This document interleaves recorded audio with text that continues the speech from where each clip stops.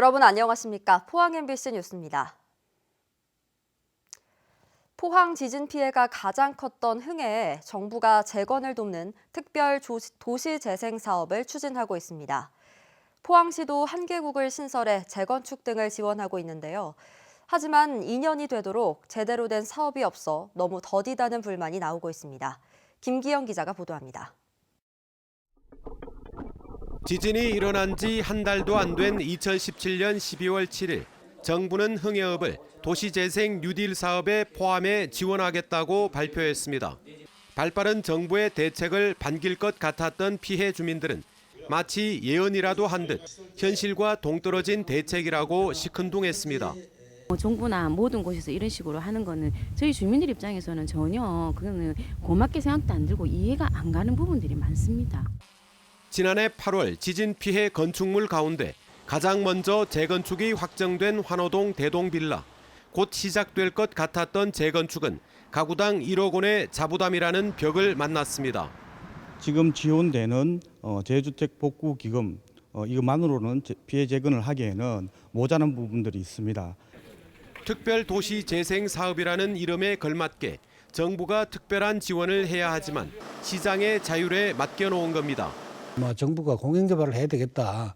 지금 민간주택에서는 이게 해결할 방법이 없습니다. 철거가 결정된 대성 아파트와 경림 유소망 등 6개 아파트 단지는 을씨년스럽게 방치돼 지진 상처를 증폭시킵니다. 2년 동안 가시적으로 이루어진 건 아파트 5개 동 철거뿐.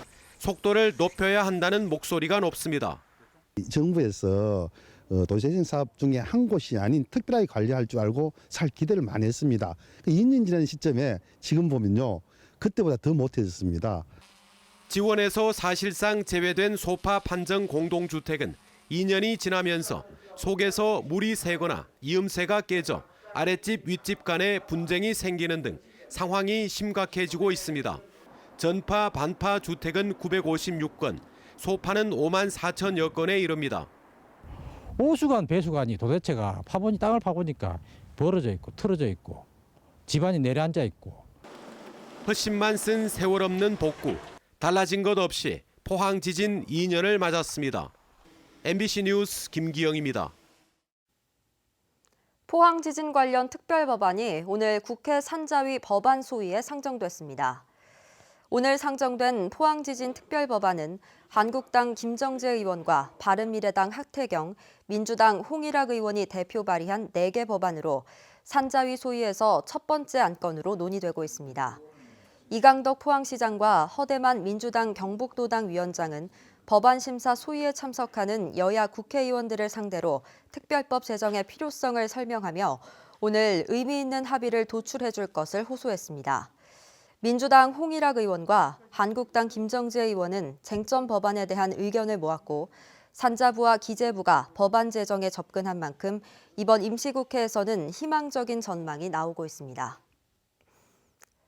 포항 지진 피해 주민을 대변하고 있는 두 시민단체가 특별법 제정을 촉구하고 나섰습니다.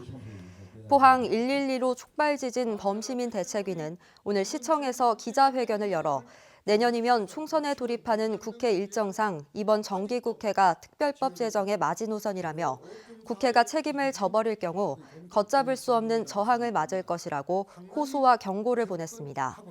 민사소송을 이끌고 있는 포항지진 범대본도 기자회견을 열어 특별법 제정을 촉구한 뒤 정쟁만 일삼는 국회는 해산하고 국가의 의무를 다하지 못한다면 조세 불복 운동을 추진하겠다고 밝혔습니다.